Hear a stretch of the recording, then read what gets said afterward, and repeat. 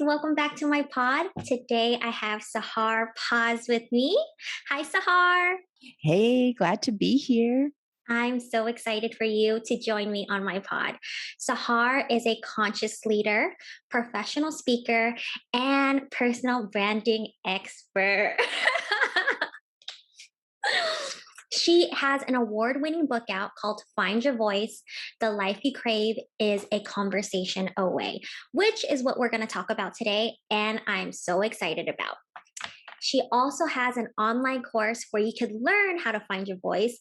And she is the host of her own podcast called Own Your Voice. And if you haven't checked it out already, you need to. It is awesome. Sahar, what can't you do? What don't you do? Well, I've learned after having some burnouts that you got to ration your passion, and we might get a little bit into that today. But I know that you and probably your listeners are multi passionate people. And so it's important to find that one thing that you're really all about and dive into that and not burn yourself out. So I've learned a lot along the way, but your voice is definitely my mission. Oh, awesome. Okay. So you help people find their own voice through emotional intelligence. So people that don't know what that is or have never heard of that term, can you tell us what that is and how did that idea even come to life? You got it. So, just to simply break down, emotional intelligence really has four components. The first is self awareness, with that alone in itself is a thing. Then, Mhm. second is self regulation. So, if I'm aware of how I'm feeling, if I'm aware that I want to act or say a certain way, self regulation is being able to pump your brakes. Then the third and fourth is really being aware of social and cultural awareness of what's going on with people in different cultures and how they may perceive things and what living on this world is like for a woman of color versus a person of color versus someone who's Caucasian. And so it's having the social and cultural awareness as well. And how I got into finding your voice and tying that into emotional intelligence starts back when I was in New York City. And I had a nonprofit in fashion. Ooh. Believe it or not. I could So tell your fashion sense with your earrings. yeah, go pop a color, keep things interesting for Yeah. anyone who's watching. Um, and I really wanted to use fashion as a way to trick Brooklyn high school students in having the confidence and knowing that, hey, I could go over the bridge into Manhattan, into one of these fancy corporate fashion buildings and have a place there. And so I did that for 4 years. And although my students found their confidence, went to college, began to find successful careers within fashion or PR, I noticed that a lot of them still had the same baggage. Maybe the baggage was Louis Vuitton, but it was still so those same challenges inside. And so that's when I really stepped away. I stepped away from my nonprofit. I Mhm. stepped away from New York, and both of those things gave me so much identity. And I left New York for Puerto Rico for a year. Wow. And that is where I really began to say, okay, Sahar, you want to change the world. You know that fashion is a really good entry point, but it's not really solving the problem, Mhm. right? It's not getting to the nitty gritty. What is the nitty gritty? And for me, that was really how we feel. But how do we express how we feel, all of us? And one thing we have in common are our voice and our words. We Yeah. talk to ourselves. That's the first place. And we talk ourselves into some great things and out of some great things, Yeah. into some dark places and into some high places. So I said, aha, your voice, your self talk, your words. And so this is where the Find Your Voice journey began. And this is back in 2012 and before emotional intelligence was really coined anything. But in the book, which is part memoir and part reflection guide, and it's based in emotional intelligence. So, hey, if I said, what do you sound like when you're confident on the inside? Or what do you sound like when you're anxious on the inside? You may not have an answer right away. And this book allows you to understand and find your voice in there, find your personality. How do you naturally cope? And are you holding yourself back or are you pushing yourself forward? That's awesome. Yeah, you're right. You're the voice in our head. It could be so loud sometimes it drowns us out. And we believe, all the negative things that come into your mind. It's crazy how strong your mind is.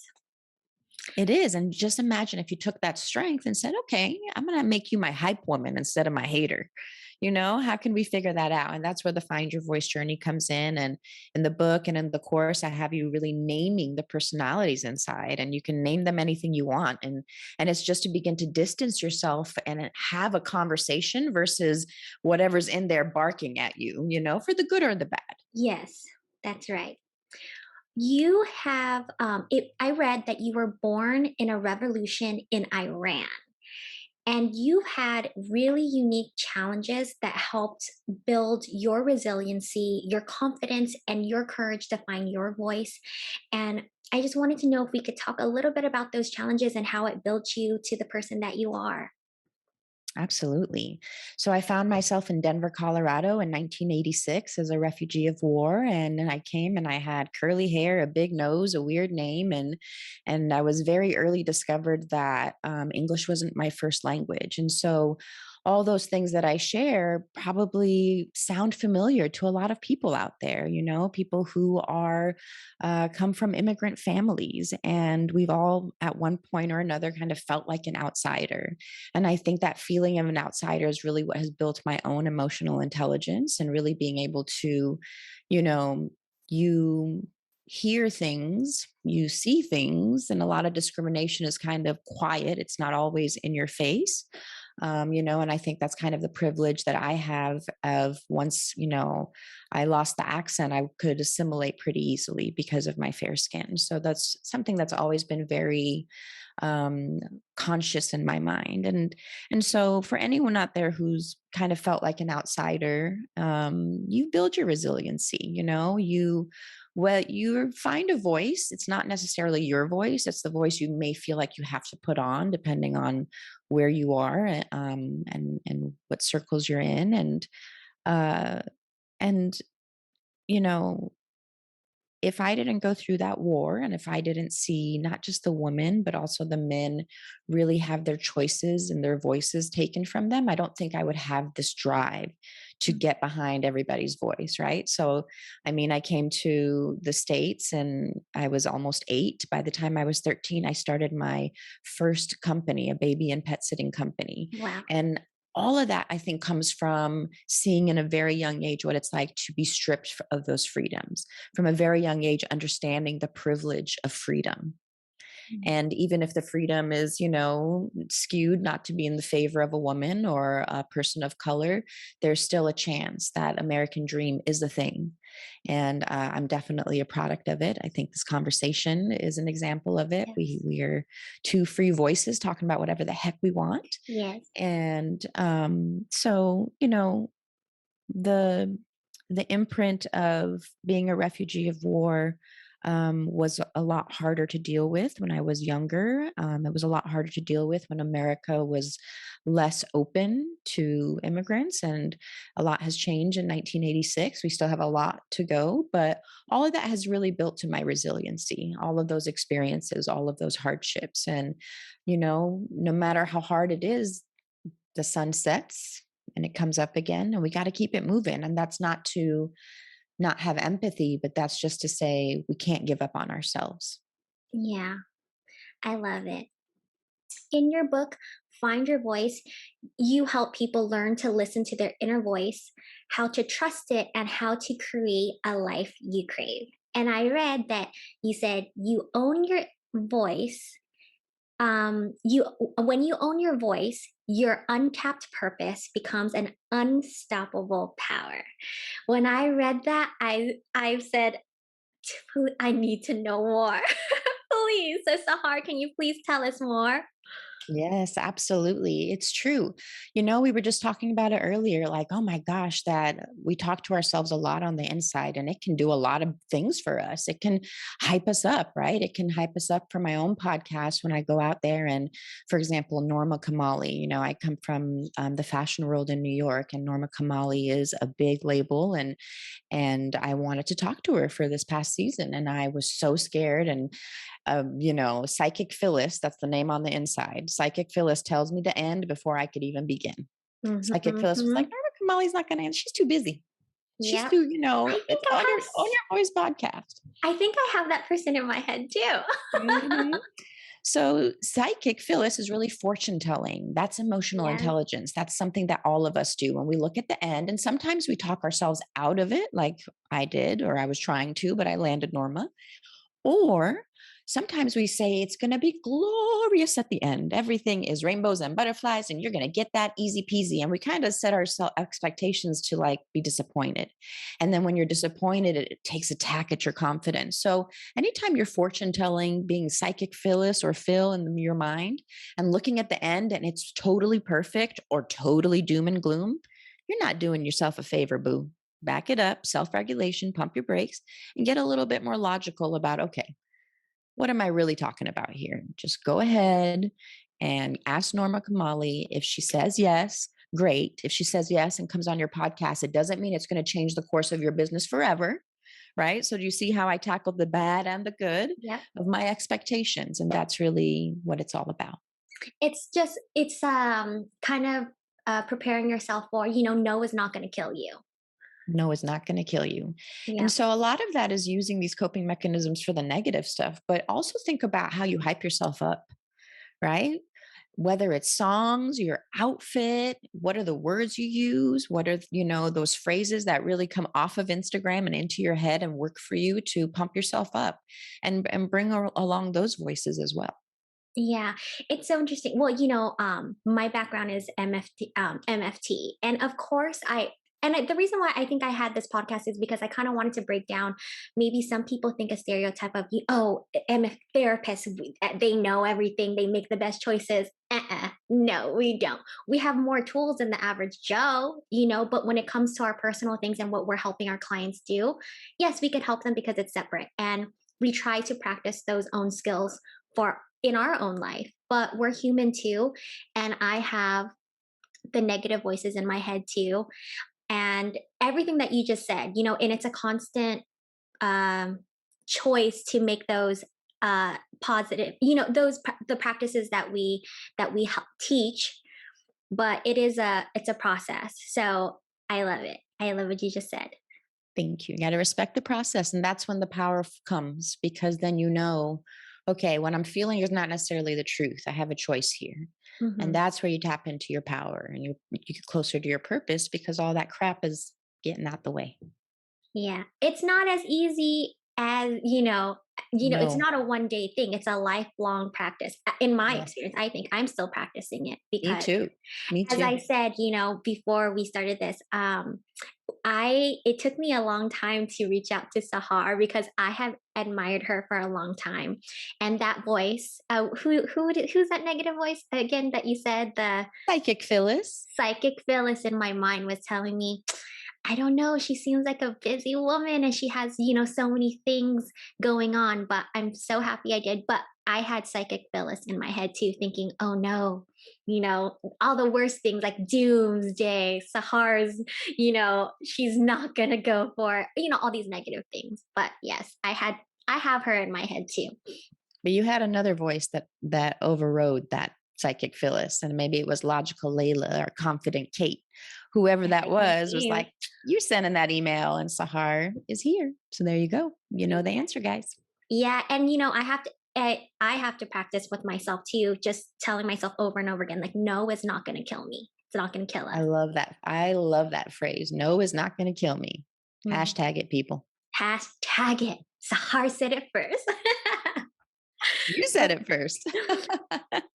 Okay, there you talk about there are 4 steps in finding your voice, and Mm. um, number one is meet your inner voice, and I think that's when you were talking about really sitting down and about reflecting on the narrative that's we're hearing over and over again, and two, accept your inner bully. That sounds like psychic Phyllis. Is that her? Well, the first one, it's really not even just sitting down. Sometimes it's those moments when you're feeling really fearful or held back or really pumped up and forward. It's taking those moments and naming all those voices within. It's really getting to know yourself. And it's really hard to kind of sit down and do that. It's really more about tuning into yourself at the right times, right? And those right times are your high times and your low times. You want to get to know yourselves in those points so you can bring them closer to each other and really find this even balance.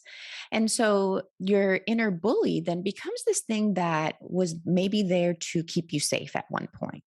I'm going to make a point to my past, and maybe your past is not like mine and the story that I'm going to share, and that's all good. But you can figure out what you've been trying to keep yourself safe from and why it's not necessary anymore. So for me, growing up in that revolution, right? I literally was told to be quiet. First, it was be quiet because the revolution was not favorable of women. And so being quiet was literally not speaking. Being quiet was also cutting your hair short like a boy, covering up, only being able to wear black, gray, and navy, But then that same message was really told to me when I came to Denver and to the States of how a girl should really act and behave. And also, don't talk Farsi, don't say where you're from, and really be quiet. So this was me from being born to 8 years old. Shh, be quiet. Don't Mhm. be seen, don't be heard. It's going to get you in trouble. And so that's something that's in me, even I would say to this day, that I have to be very aware of. And so it's an inner bully because at one point that was necessary to be safe. And now it's just on steroids and in some really bad habits. I'm like, that is like a bad rerun of some TV show I just can't turn off, or it's on all the time when I sit down, right? It's just, it's there and it doesn't need to be. And it's there because it's wired in my brain. And I just need to rewire that brain. It's just like doing some squats. And that's where naming those voices come in, right? And so even in my today, day to day with some of my client work, sometimes I feel unnecessarily like I'm in trouble or I need to be quiet, especially if I've really given my opinion with a client and hello, that's what they hire me for. And so your inner bully is really reflecting back to, especially when you were, younger, to your teenage years or any big influential time in your life, despite age. And what was the message that was really left with you? So if mine was to be quiet and be invisible for your own safety, that held on to me and to try to keep me safe, but it turned into a bully instead. And I was like, okay, bully, I see you. And that's the thing. Accept that bully is there, accept it had a purpose, and accept that you're safe now to continue on. And so that's that. That's what that second part is. Yeah, I like that. It's like reminding yourself to have the corrective experience. Well With said. my my inner bully, and like you said, we have these experiences that have kept us safe, and our experiences are different. But I have anxiety, and my anxious thoughts continue to sometimes overtake my Mm. thoughts because they have served a purpose where they have kept me safe. So my negative thinking, it makes me believe like, oh, the negative forecasting, I'm just protecting myself. I'm just trying to keep myself safe. And sometimes it was true, so those times that the small amount of times where it happened to be true, it's like magnetized every time you think of the negative forecasting. You said, oh, well, that one time where you thought something bad would happen, it actually happened. So Mhm. every time something Yeah. bad's gonna happen. Yeah. And it's remembering, well, but something bad happened and I got through it and I learned. And actually, I had to go through that to get to here. And so it's Reframe. also bringing in that logical piece where life brings you challenges. Be ready. Yeah, And the faster you can pick yourself up and kind of, have a win or learn attitude and learn and let's get moving is the best thing. And it's, honoring your emotions, not just pushing through them in a toxic way, but not getting stuck. yeah. Just the reframe of, things always happen. If the one thing's consistent, something always happens. And what always happens is that you always get past it. So Mhm. reminding ourselves of that instead of reminding us of all the times that, we were stuck in that moment. Yeah. Number three, give yourself permission to authenticate your voice. Yes. So, we listen on the inside, we're naming these voices, we're figuring out we have anxiety, we have logic, we have sensuality, we have all these parts in us. And there's got to be a time when you get out of your head get out of thinking and get out of journaling and begin to use this voice, because Mhm. hearing yourself, feeling the vibration, saying words and phrases, and, giving yourself the ability to be heard and seen can be nerve wracking. It can kick up your adrenaline and get you sweaty in all kinds of places, and you may not like it. And you have to go out there and practice. You have to go out there and use your voice. And sometimes your voice, like for me, to be honest, finding my voice came from taking salsa dance lessons. I And see. that's not using my voice, right? That's more putting myself out there and being seen and dealing with this voice in there, so that when I do show up in places where I need to speak up, it's more in line with what I really want to say, because I've kind of figured out, how am I going to deal with this adrenaline? How am I going to deal with this doubt? How am I going to deal with all this stuff? And the show must go on. And so when it comes time to, take the salsa shoes off and put on the professional shoes, I was more equipped, because I was able to literally control my self talk, make it work for me, as well as my emotions, my adrenaline. And so they Mhm. were all in check. And so giving your authentic voice a chance means putting yourself out there in safe ways, the salsa classes, the improv classes, maybe going on dates, just to go on dates, not to look for the love of your life, going on job interviews, even if you have a job, just so that you can get some practice, putting Mhm. yourself out there. So that's using your voice. It's practice. Practice, practice, practice. Yeah. I like how you channeled your salsa dancing person into that makes so much sense, because yeah, you're right, improv dancing, it's you're a performer, you're a different person, and that's a different type of confidence. And to bring that over, I think for me, if I applied it, it would be telling myself, well, if I could do that, if I could dance in front of people, I could, talk in front of this boardroom or voice my opinion here. So I like that. Absolutely. I And it helps you have more than one identity. I'm not just this, that was the big thing when I left New York. My identity was, I'm a New Yorker and I'm the founder of this nonprofit. Right. And I really wanted to say, well, what else is Sahar about? Mhm. I like that. I know the idea that we could be more than one thing. Personally, for me, that's what I'm working on, is that I could be more than just one thing. I know that, but practicing it, it's different. So I like it. I love it. Number 4 is have the courage to use your voice. And that's what you're talking about. Just practice, practice, practice. You've done your improv or your salsa or whatever that is for your version, right? So that's kind of finding and using your voice in these places that are not where you really want to be using it. And so that's you getting more confidence. That's you getting more comfortable in your skin. And that leads you to using your voice and where you want it. For you, maybe it's that boardroom. For another person, it could be, I actually need to really recalibrate this important relationship in my life and start, having different kinds of conversations. Maybe even deciding to walk away from some relationships, and using your voice in that way, personally or professionally. And so that last part is really what all three culminate to. It's first figuring out all the voices inside, how you hype yourself up or hold yourself back, recognizing what was I trying to be safe from before, and how can I know that I am safe now, Mhm. and experimenting and having fun in a safe and creative way. And then finally, using your voice where you really need to in that one area of your life that you've been kind of avoiding. And it's time to go for it. I love it. I like when you broke it down, it seems so doable, It's because, doable. yeah, because It when we think, absolutely is not overnight. Like you said, it's a lifelong process, I believe, because for me, after writing and publishing both the book and the course, I faced two traumatic experiences. And I actually had to go back to what's in these courses, because there was a lot of shame that I was dealing with, some of what I was healing from. And so it was really great for me to go back to these 4 steps. And I was like, if I ever have imposter syndrome, I need to remember that my course even worked for myself. yeah, no, that's awesome. And the one thing I wanted to ask you is, like, I feel, well, I wanted to ask you all these things, but I always think, I mean, you're someone that I admire, because I just feel like you have so much confidence, resiliency, and courage.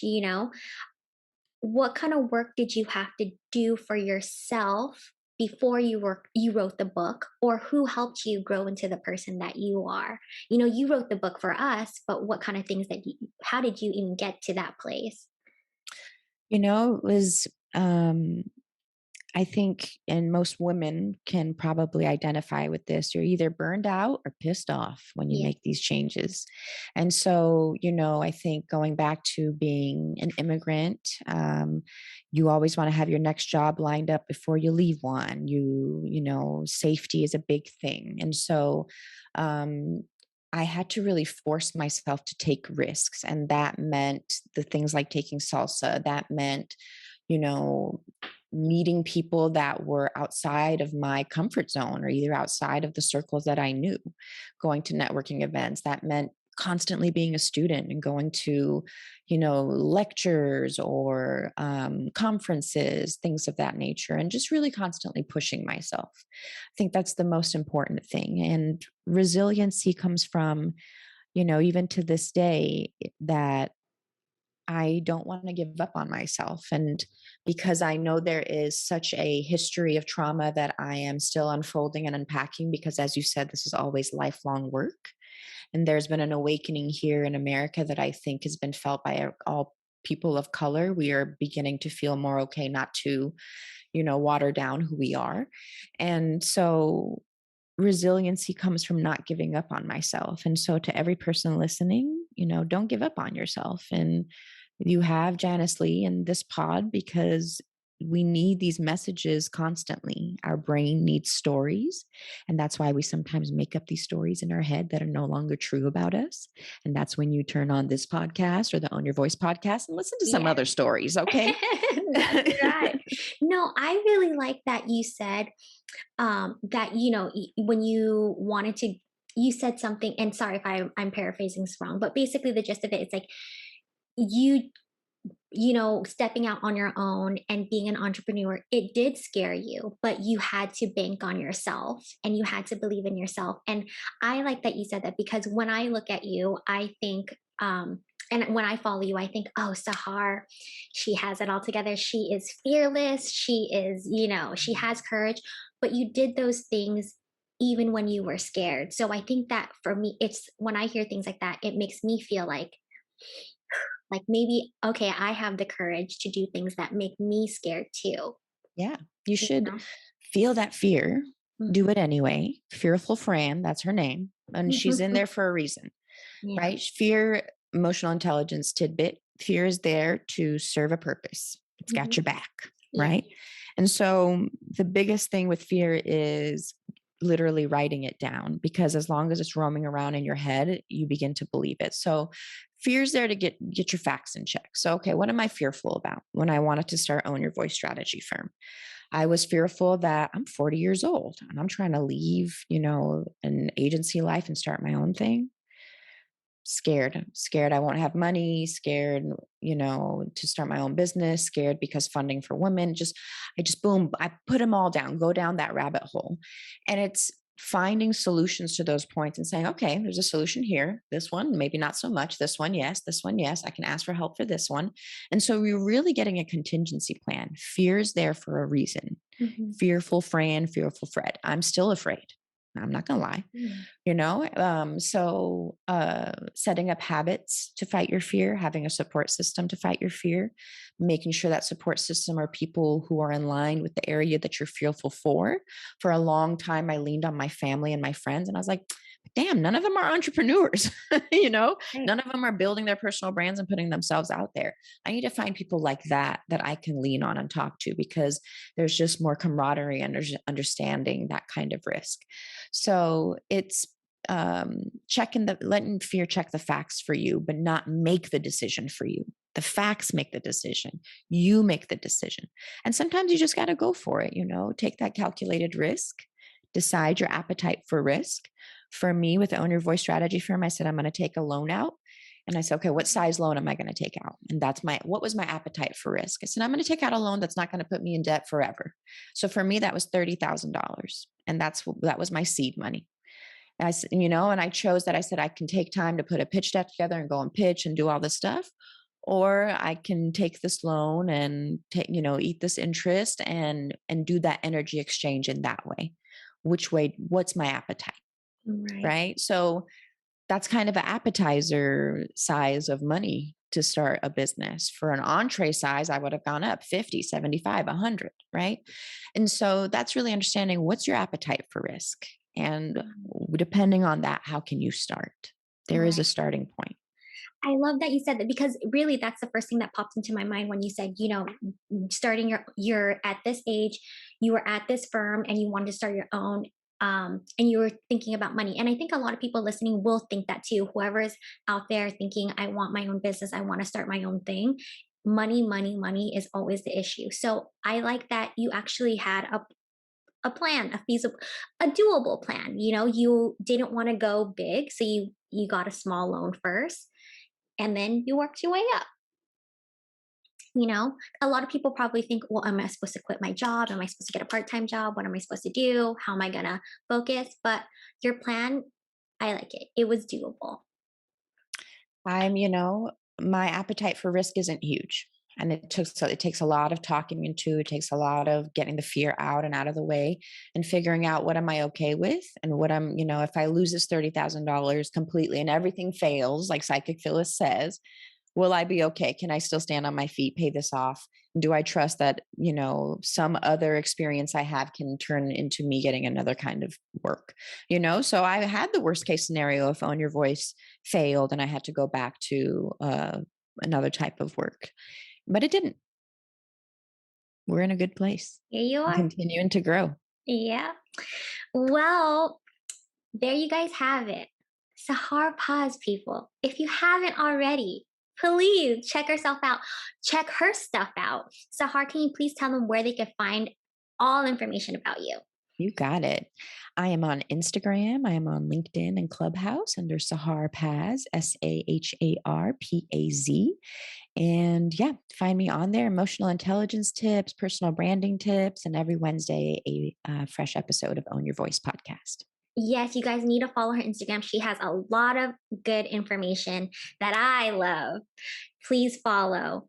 Sahar, thank you so much for joining me. If you guys haven't already, hit the like, subscribe, and share the pod. Thank you guys so much. Tune in next time. Bye. Bye.